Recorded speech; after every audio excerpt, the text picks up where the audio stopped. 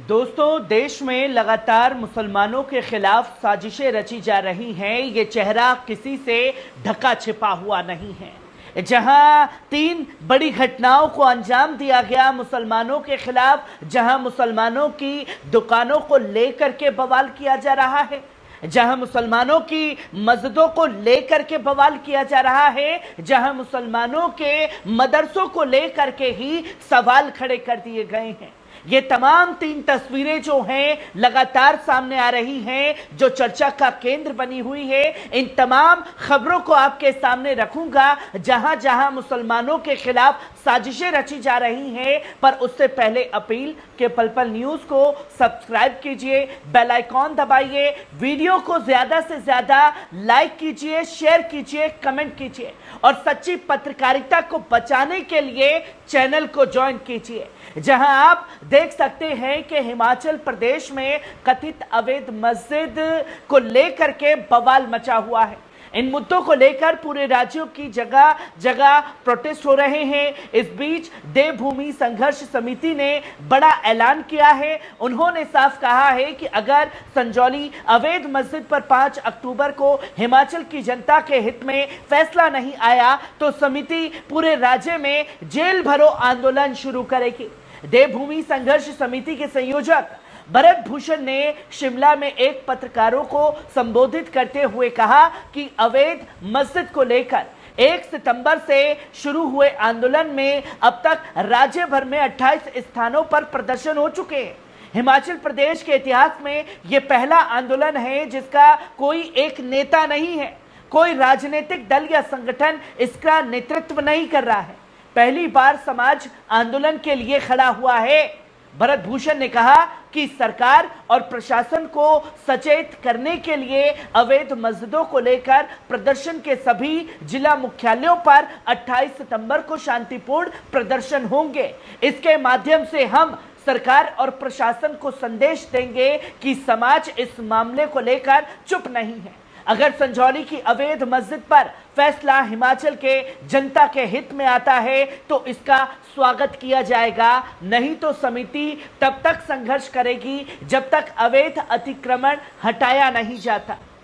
देवभूमि संघर्ष समिति ने इस मुद्दे को लेकर 26 इकाइयां पूरे तहसील स्तर पर बना दी हैं, जहां भरत भूषण ने संघर्ष समिति के माध्यम से प्रदेश के सभी ग्राम पंचायतों से मांग रखी है कि अवैध प्रवासियों को लेकर कड़े कदम उठाएं।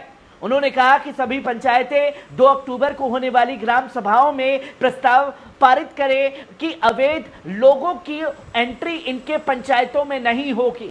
अगर कोई सामान बेचने आता है तो उसकी पूरी वेरिफिकेशन होनी चाहिए और उसका वहां समय भी निर्धारित होना चाहिए। उन्होंने कहा कि फेरी वालों की जमात के लोग सूट या अन्य सामान बेचने के नाम पर गांवों में आ रहे हैं और अपराध कर रहे हैं, मासूम बेटियों और बहुओं को भगा ले जा रहे हैं।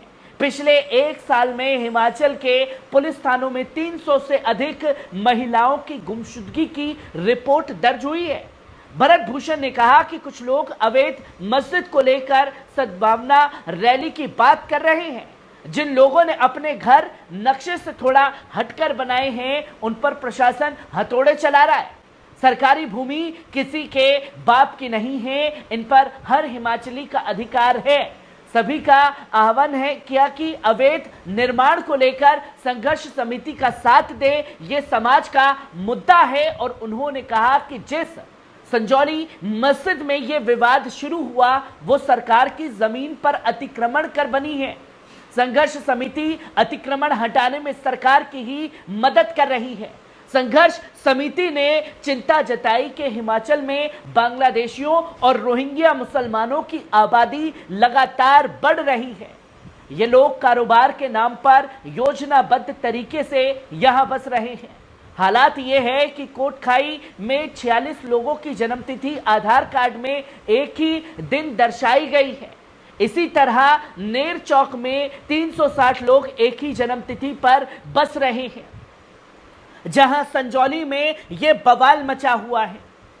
और सिर्फ संजौली ही नहीं कि आप सोच रहे हो कि मस्जिद को लेकर के बवाल है, तो वहीं आप दूसरी तस्वीर खास तौर पर देख सकते हैं कि हिंदू संगठन दिल्ली अलवर रोड पर बिरयानी, भगोना और चिकन की दुकानें बंद कराने की मांग कर रहे हैं। आपकी दुकानों से भी उन्हें नफरत है। संगठनों ने भगोना में गोमांस होने के संदेह जताया।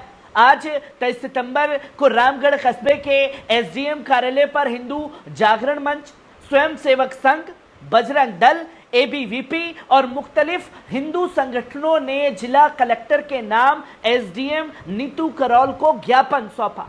ज्ञापन के माध्यम से यह मांग की गई है दोस्तों कि अलवर के नौगांवा तक दिल्ली हाईवे रोड पर हाईवे सड़क पर अतिक्रमण कर कई स्थानों पर बिरयानी, भगो और चिकन की दुकानें खोली गई हैं, जिनमें पशुओं का मांस खुलेआम बेचा जा रहा है।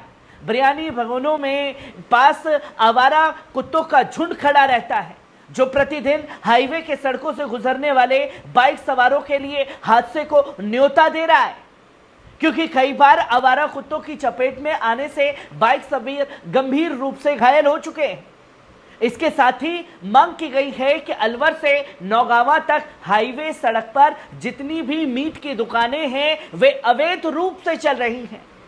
इसलिए जिला कलेक्टर से मांग है कि इन बिरयानी, भगोनों व अवैध चिकन की दुकानों को तुरंत प्रभाव से हटाया जाए। हिंदू जागरण मंच के सह संयोजक धर्मेंद्र यादव ने बताया कि आज हिंदू संगठनों के लोगों ने मिलकर जिला कलेक्टर के नाम एसडीएम को ज्ञापन सौंपा है। हमारी मांग अलवर से नौगांव दिल्ली हाईवे रोड पर लगी चिकन की दुकानों और बिरयानी की दुकानों को फौरन वहां से हटाया जाए, नहीं तो अन्यथा हम खुद ही दुकानों में घुस करके तोड़फोड़ करेंगे। दुकानों पर नाबालिग बच्चों को बैठाया जाता है, जिससे गलत आदतें और हिंसक व्यवहार जैसी बुराइयां जन्म लेती हैं। इसलिए खुले में बिकने वाले मीट की दुकानों पर रोक लगाई जाए, ताकि सड़क दुर्घटना व धार्मिक भावनाएं आहत ना हो। मतलब सड़क पर दुकानों से धार्मिक भावनाएं आहत हो रही हैं। एडवोकेट मुकेश सैनी ने कहा कि सड़कों पर बिकने वाले मीट की दुकानों में गौमांस हो सकता है, इसलिए इनकी जांच कराई जाए और इन अवैध मीट की दुकानों पर रोक लगाई जाए।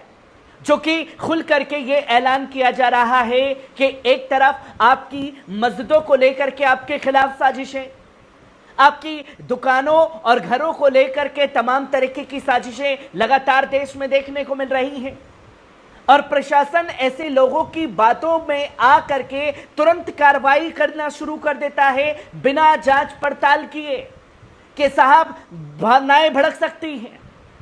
तो वहीं तीसरी खबर आप देख सकते हैं कि उत्तर प्रदेश के प्रयागराज जिले में मौजूद मदरसा जामिया हबीबिया के प्रिंसिपल मोहम्मद तफसीरुल समेत 4 मुलजिमों पर नकली नोट बनाने के मामले में पुलिस ने एक बड़ा एक्शन लिया है। 24 सितंबर को चारों आरोपी पुलिस कस्टडी में हैं, जहां पुलिस ने सभी से नकली नोट बनाने की ट्रेनिंग और नकली नोटों की सप्लाई को लेकर पूछताछ भी की, जिसके बाद सभी आरोपियों को जेल भेज दिया गया। सिविल लाइंस पुलिस ने सुबह करीब 9 बजे मौलवी तफसीरुल और जहीर समेत 2 दूसरे आरोपियों को कस्टडी रिमांड पर लिया है। पुलिस टीम सभी से पूछताछ करने में लगातार जुटी हुई है। पुलिस आरोपियों से नकली नोटों से जुड़े कई सवालों के जवाब तलाशने की कोशिश भी की है। इसके साथ ही पुलिस आरोपियों से मदरसे से बरामद आरएसएस और हिंदुओं के खिलाफ साहित्य के बारे में भी पूछताछ की है। इसके अलावा पुलिस टीम गिरफ्तार आरोपियों से मदरसे के बेसिक शिक्षा के अलावा पूर्व में बरामद सामग्री पर भी गहनता से पूछताछ कर रही है। कस्टडी रिमांड की अवधि शाम 4 बजे खत्म हुई, जिसके बाद आरोपियों को मेडिकल के बाद जेल भेज दिया गया। गौरतलब है कि मदरसा जामिया हबीबिया के प्रिंसिपल मोहम्मद तफसीरुल समेत 4 लोगों को सिविल लाइंस पुलिस ने 28 अगस्त को नकली नोट बनाने के आरोप में गिरफ्तार कर जेल भेजा था। पुलिस ने आरोपियों के कब्जे से 1,30,000 के नकली नोट भी बरामद किए थे। मदरसा जामिया हबीबी के कमरे से प्रिंटर, स्कैनर और नोट छापने में इस्तेमाल होने वाले दूसरी सामग्री भी बरामद की गई।